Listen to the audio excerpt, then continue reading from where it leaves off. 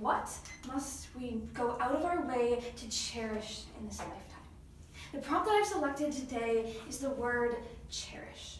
And I would say that there are three things on this earth that we must conscientiously cherish in order to glorify God and to recognize the opportunities that we have here on earth to promote his message.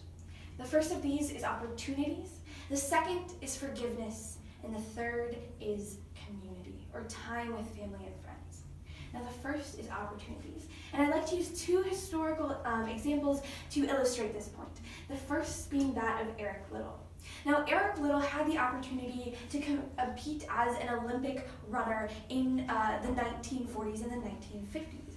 And what Eric Liddell did is during his time, he made a conscious commitment to stop, to not compete during Sundays, to attend church during that time, and also being during World War II, Eric Liddell made a conscious choice to reach out to the oppressed people groups that were currently receiving hatred from the German competitors.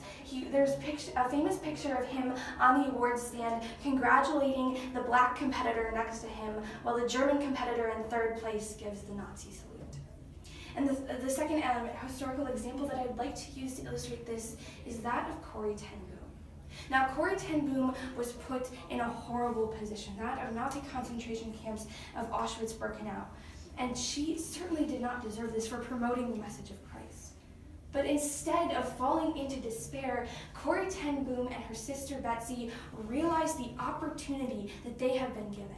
And in her book, they tell us that because of the cramped quarters, the Bible stories that they shared had the opportunity to reach even more ears. And even the pestilence in their dorms kept the Nazi guards away so that they were more able to freely share the message of Christ. These are opportunities that could have easily been missed by being distracted by the pain and the temptation of worldly circumstances. Now, the second thing that we must choose to cherish in this lifetime is the power of forgiveness. In all of our lives, there is someone who has wrongly offended us and who has created a deep impact on our life and hurt us terribly. But we must also remember that we deserve no forgiveness. We committed the highest offense of simply being a sinner who has broken God's sovereign law. And yet, despite that fact, Christ chose to forgive us because he cherishes the opportunity to spend time with us in heaven and to worship and glorify God together with us. Now, if we hold on to these grudges instead of cherishing the power of forgiveness, it will make us bitter. But by forgiving, we can make us better, as this common saying goes. This forgiveness, again, is a conscientious choice that pulls us closer to Christ. Now, the final thing that we must conscientiously cherish in this lifetime is our community.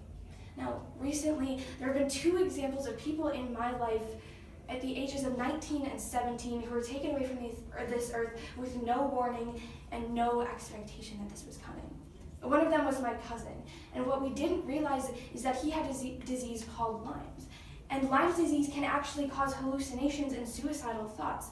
But because this Lyme's disease was undiagnosed, he committed suicide at the age of 19, when this person had unlimited potential.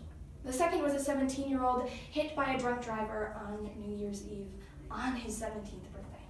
Both of these people were excellent men of God with full lives of potential. And if we don't cherish our opportunities to love the people in our lives while they are here, we will regret it once they are gone.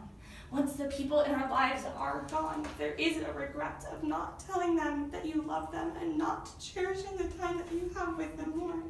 We don't always get along with the people around us, but God has conscientiously placed those people in our lives to teach us things like recognizing the importance of opportunities and forgiveness, and teaching us how to cherish those opportunities even when it is painful. Even like Corrie ten Boom, when we are caught in darkness, there is an opportunity for us to cherish the message of Christ. And that is what I would encourage all of us to do as we leave this room today. Thank you so much for your time.